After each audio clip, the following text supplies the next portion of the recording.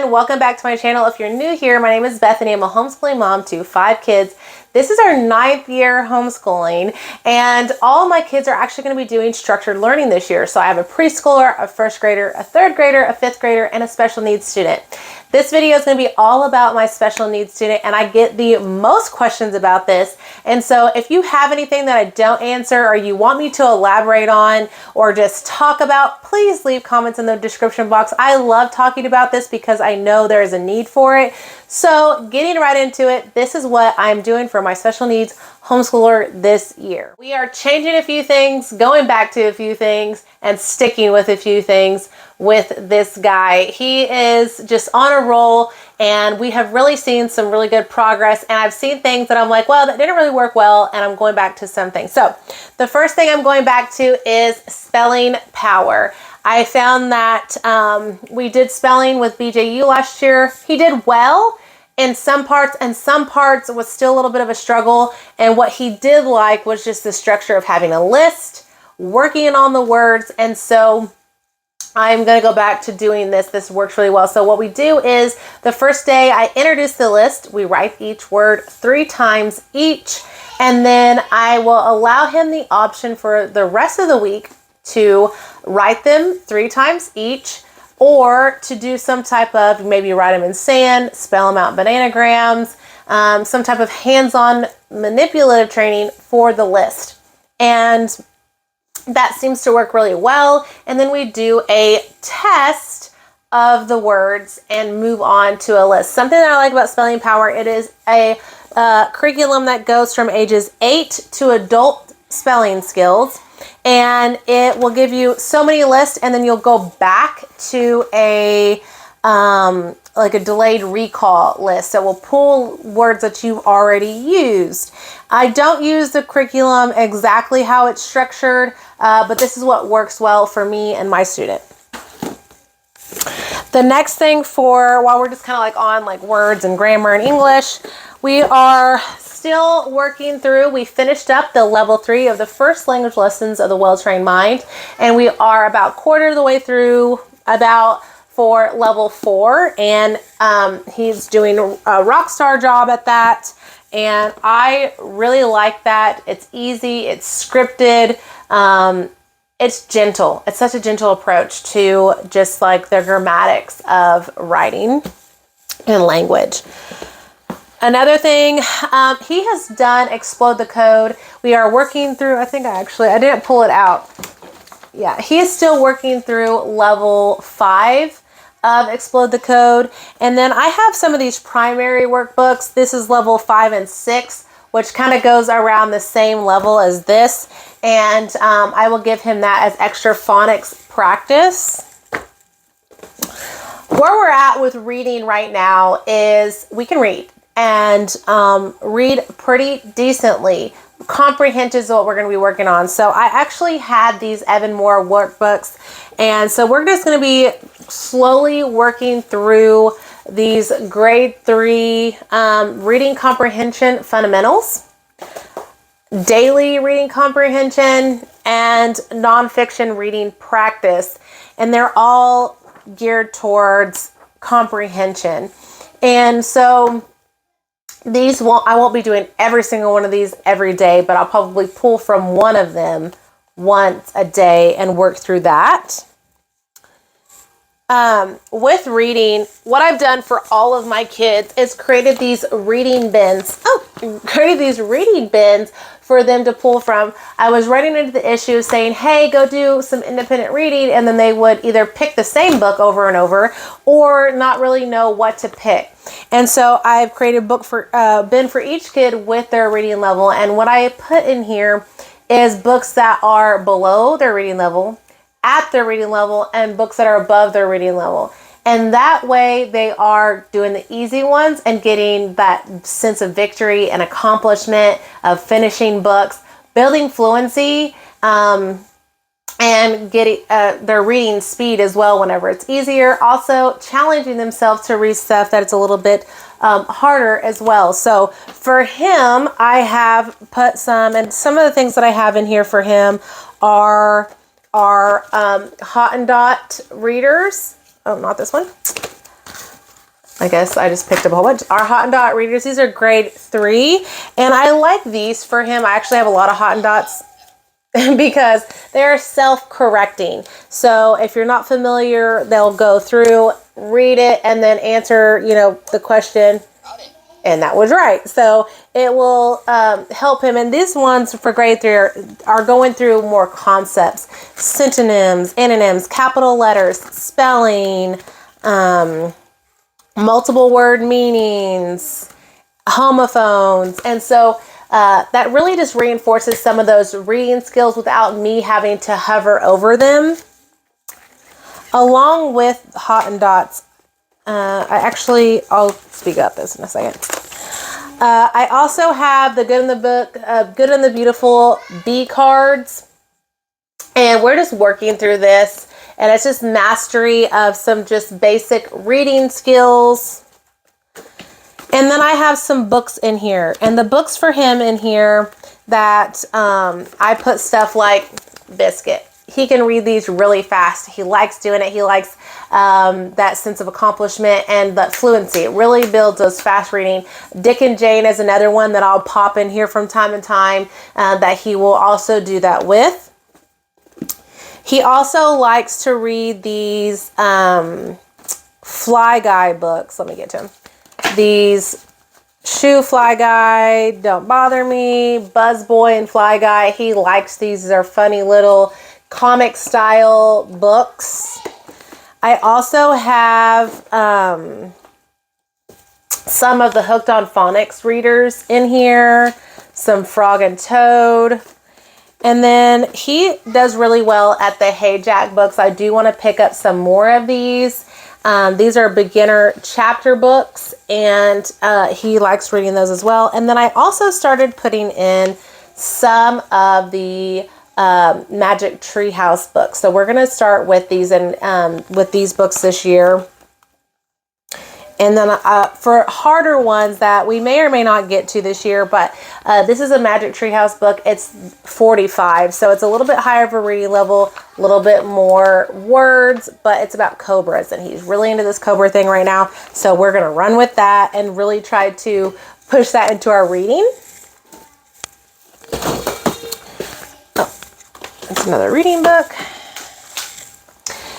Okay, so I get a lot of questions about history and science, and for good reason, because I understand the struggle.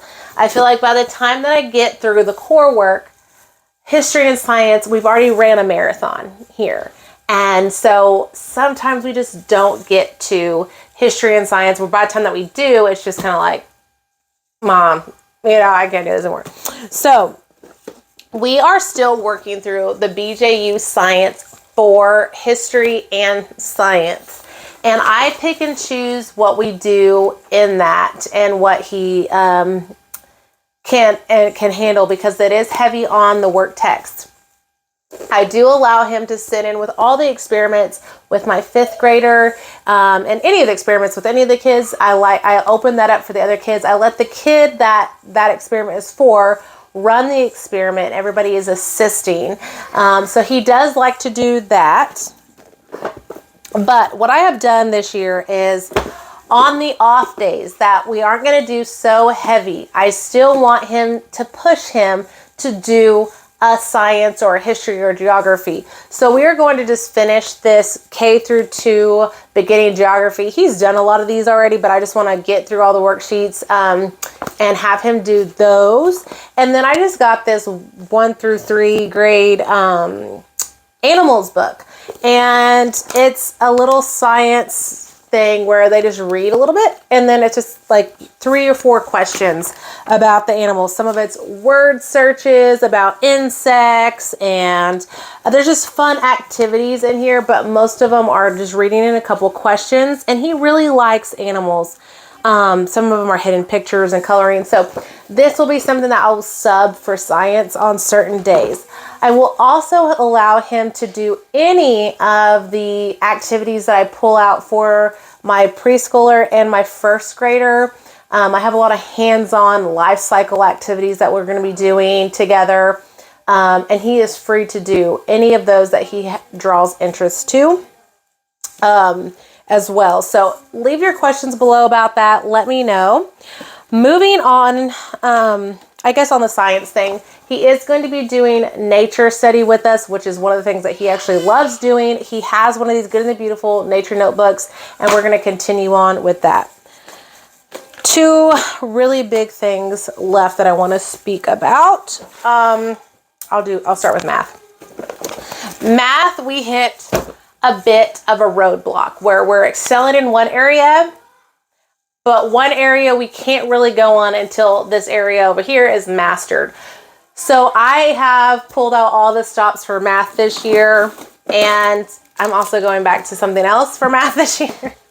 So last year you guys seen that I mentioned Matthew C. We actually didn't get to Matthew C. Okay, so last year we got about halfway through BJU 3 until I started noticing that we were really progressing in one area, but it would always reintroduce a topic because it spiralized, similar to Saxton, that he was just not grasping. And so we paused on the math 3, and I still have the math 4 as well for him. So we paused on the math 3, and I really started honing in on musical multiplication. I really wish I could get these in addition and subtraction. I hope that they make them one day. He has mastered his multiplication by song. And so I still have him do these every day after his math lesson. Go to multiplication, musical multiplication. And so he'll go practice that. Also, he can, log on and get on the audio online by himself. So it's a sense of independence as well. Another thing I did was break out some Saxton worksheets and allow him to use math gears to complete that. And math gears are just a way for them to master math facts and then double check their work on their own. And so we stopped and we paused and we did that. So this year, moving into this year, I'm going to see if he can do these learning wrap-ups. This is addition and subtraction, and really just try to get those down. We also got place mat bingo or place value bingo that I really want to start utilizing. I'll probably do that with all of my kids because place value in this elementary time is something that they're all talking about. We are going to be doing Matthew C. Gamma this year, and I'm going to have him watch the video instructions from Dr. Demi as well and see how that goes. I scored another set of Matthew C. blocks in the wooden crates on eBay. So I went ahead and got a new set of those. Another issue that we're running into is money. So I've got some reinforcement on the money. This is Power Pen. They're similar to Hot and Dots, but they're self-correcting, and it's a fun way to master a math fact, and this is money.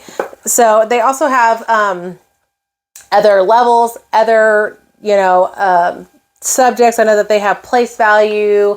They have reading comprehension, even grade 5 reading comprehension, but just similar to Hot Dots where you push the Power Pen right over the dot and click your answer. So this will be a fun way for him to self-correct on money. And then another thing that I picked up was this learning resource money activity set. And what I really want him to use is they have a matching puzzle set that has the money on one side and then the item on the other with the amount. And then what they also have is these little tags, and they have an amount on them, and then it has the play money. So he will have to count the amount to me, and then we'll flip it over and see if he had the correct, and it will, on the other side, it actually has a picture of $4 and a quarter, and so $4.50. And so he'll get the visual of what that looks like and then actually be doing the act. And so if this is really fun and this works well, and I have other kids that also can practice this, we all use money and need that resource. So maybe I'll even get like a cash register and have them play store and use the tags as the items to calculate it up. So that is what we're going to be doing for math this year. So I'm just pulling out the stops. I'm hoping this year is the year that we really get over that hump and start seeing a little bit more progression as far as mastering. And that's why another reason why I went back to Matthew C is because it's a mastery based curriculum. He's memorized the number to the color code of Matthew C blocks. And so I really want to reinforce those skills, and then also bringing in practical use for math so he can actually see it and feel it and do it. And so I'm hoping that does that. Okay, so one big thing about having a special needs homeschooler is also talking about therapies and social behaviors and things like that. So I picked up this Building Characters, I think it was called the Hottentots emotion set. And it came with 3 books. One is Building Character, Growing Friendships, and Dealing with Feelings. And they're all self-correcting areas. So which one's, like for this one example, which one's cooperation? And you would put the little pin on which one it is. Which boy is showing self-control. So that one is the Building Character, and it moves on to which one's displaying good character. Like the boy kicking a ball in the house, is that good or is that bad? And so I really like that. Dealing with Feelings is another one that I really liked. How would they feel? So this boy sat on the couch, a spider shows up, and we're going to pick the face that goes best with how they would feel for that reaction. Which one makes you feel annoyed? So I really like these for self-correcting social communication for him, and dealing with friendships, the same thing, friendship scenarios. It's like the good or bad. And then I created this workbook years ago, and I've just been adding to it as he progresses, and we go back to it. I pull it out, not all the time, but from time to time. If there's days that we're just like sluggish, we're tired, we're hard focusing days, I like to pull out these little cards, and they're just action cards. Stretch like a crane and spin like a cement mixer. And obviously he really likes trucks, so this is right up his alley. Lift like a forklift, and we'll just do, some squats and pushes and just get that blood pumping, and obviously all the other kids are like, well, can we do it? That everybody jumps in, and it's a fun thing to do. But this book that I have created is more of a interactive notebook. They're just falling out. And so I have the first activity here, some strings with some kids on them. And this is the end book. We're working on prepositions. And obviously some of these things he's already mastered, and it's good just to review, and it's a fun way of time to give him some work to do sometimes that he needs busy work. But there's slips in these, and the kids can go and he'll read in the box, in the tent. So all of these are in. This is, and then the in, and then now take them out, and they go, and then we work on about the out book. Some visual discrimination activities that we have in here. So these are just Velcro, and I put them all like in a bin, and then he'll do that. I can vote. We're going to talk about voting, and this is a voting year, so it's good to talk about this. We actually took our children, all of them with us, the last election year, to vote with us and to show them the voters process. So they walked up to the ballot box with us. Me and my husband went together. He took the boys, I took the girls, and we voted together. We showed the kids what we were doing. So the voter box, I guess, has all these little different Velcros, and he has to go through and pick which one goes to the right answer of the questions. Same or different. We have some voter pins, yes or no's. Some more visual discrimination, and I also have visual discrimination on time. Pick the clock. In and out on the ducky, and this one will tell you, like, the duck, you have to pick, it's already on here, but blank in the, blank the shower. So you pick the in the shower. Here are some more little cards that go with this emotional questionnaires. So just different printables. I mean, I found these all over. Which one goes in the refrigerator? Yes or no? Does orange juice go in the refrigerator? Just reinforcing some of those. And they just rip it off. Yes, it goes in the refrigerator. Reinforcing just those regular skills that he's going to run into throughout life. Look outside. Look a snail. Some of these are easier, obviously, and he's graduated. And I really do need to go through here and add some more visual discrimination. Add some more activities. Something that he really likes to do is I have a Rubik's Cube. And in here is just some like logic game style. And he has to get the bigger blocks and match it to make it look just like whatever one he's looking at. And so we do a lot of those kind of things. I have a lot of logic games as well that my other kids use, he uses. And so he's free to do those activities. I'm looking over there right now because that's where they are.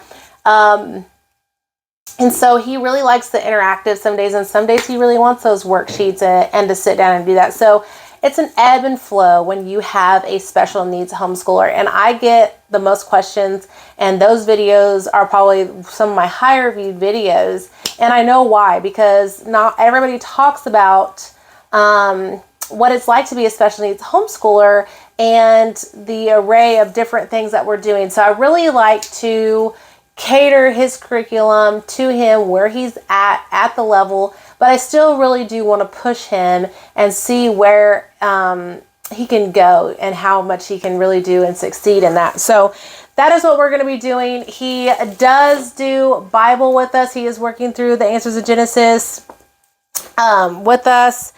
And he sits in with the read aloud. My husband actually does read alouds with the kids at night.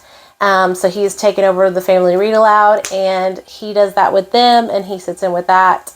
He is also going to be doing 4-H and Patch Club with my other kids. And then he also is going to be joining the Special Olympic team here in our county and participating in all the intramural sports that they do. Or the co-ed sports, that they do. And so that's going to be an exciting time for us this year to see how that goes. So if you guys want to hear about that, I will talk about that. So I know this is a long-winded video, but I really wanted to pack in as much information because, like I said, I get a lot of private messages, comments on those videos. So if there's anything that you want me to elaborate on, you want to see a flip through of, you have any questions, please comment down below. Check out the description box. And I can't wait to see your journey. If you have one that you're sharing or you want me to see you on other social medias instead, because I feel like we need a community and just support. Moms need support. Homeschool moms need support. And I want to be that for you guys, and you be that for me. So let me know, comment down below, like, subscribe, and follow for more, you guys. Thanks.